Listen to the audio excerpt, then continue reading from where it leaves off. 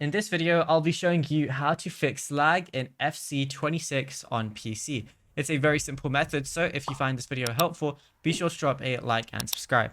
Now, it can be really annoying when you're trying to play online competitively, you're up against someone really good, and all of a sudden you're lagging a lot. Now, this could be for a few reasons. For one, it might be your internet. So what I would recommend doing is opening up your browser of choice and going to speedtest.net.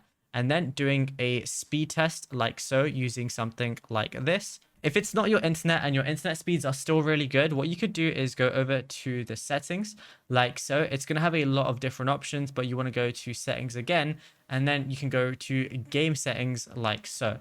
So I'm going to go to that right now. I'm going to see a bunch of different tabs here. Don't know why they put everything in just one settings thing, but you're going to go over to display. Now you want to make sure that VSync is turned off. That limits your FPS, and then you want to limit your FPS to what your basically like your monitor is.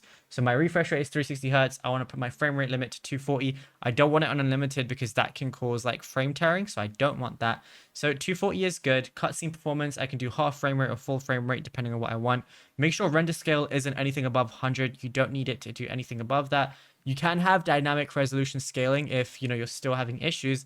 And then after you're done with that, press apply, go to the next tab, which is graphics, and go for graphics preset. If you're having a lot of issues like FPS issues or hitches, what you could do is change your graphics preset from like high to something like low, which prioritizes performance, ideal for minimum hardware specifications.